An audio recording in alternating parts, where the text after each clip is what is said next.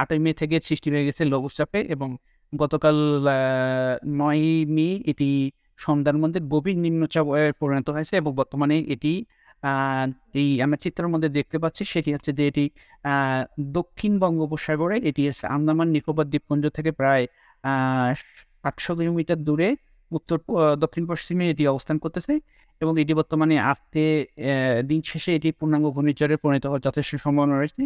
তো আমরা যে মানচিত্রটি দেখতেছি সেটি হচ্ছে ইউরোপিয়ান ইউনিয়নের European centre for medium range and weather forecasting model থেকে প্রাপ্ত আনসাম্বল অ্যাভারেজ। এই যে সবুজ পথ দেখাচ্ছে সেটি হচ্ছে আগামী 2 দিনের পথ, সেখানে আছে আজকে 10ই মে এবং আগামীকাল 11 মে পর্যন্ত এই পথে যাত্রা করতে পারে।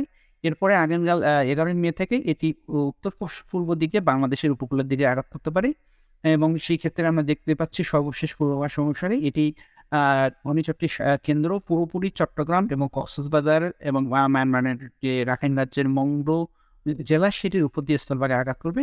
এবং এই ক্ষেত্র থেকে আমরা এটাও দেখতে পাচ্ছি যে সম্ভাব্য যে ঘূর্ণিঝড়ের সর্বোচ্চ গতিবেগ সেটি হতে পারে 130 থেকে 150 কিলোমিটার বেড়ে উপকূলে আঘাত করতে পারে, এবং এই কারণে যে জলোচ্ছ্বাস সেটি হচ্ছে 10 থেকে সর্বোচ্চ 15 ফুট উচ্চতা জলোচ্ছ্বাসে প্লাবিত হতে পারে উপকূলীয়, বিশেষ করে চরাঞ্চলগুলো এবং উপকূলীয় এলাকাগুলো। তো এই যে চিত্রটি আমরা সেই চিত্র থেকে দেখতে পাচ্ছি যে বেশিরভাগ যে সদস্য যে যাত্রা পথ প্রত্যেকটি এক একটি নির্দিষ্ট ঘূর্ণিঝড়ের যাত্রাপথ নির্দেশ করতেছে, এবং আমরা এখানে বেশিরভাগই দেখতে পাচ্ছি যে বেশিরভাগ যাত্রাপথ আসলে শেষ হয়েছে আমাদের দক্ষিণ চট্টগ্রাম এবং কক্সবাজার জেলাগুলোর মধ্যে।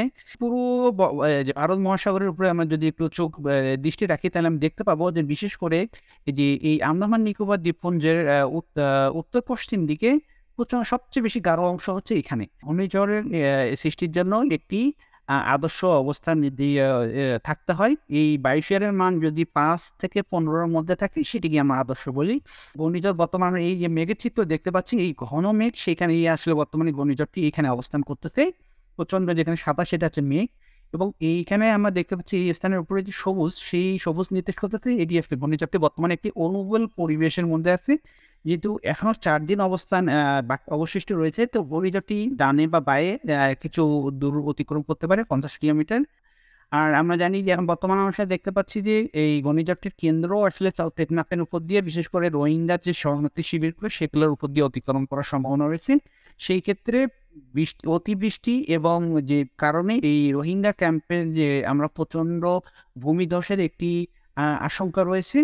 আর আমরা যেটি জানি যে এই চট্টগ্রাম এবং কক্সবাজার উপকূলের যে মৎস্যজীবী যে জেলে সেটি সম্পূর্ণরূপে তাদেরকে সমুদ্রের উপকূলে থাকতে হবে। আর যে কালকের আগামীকাল 11 মের পর থেকে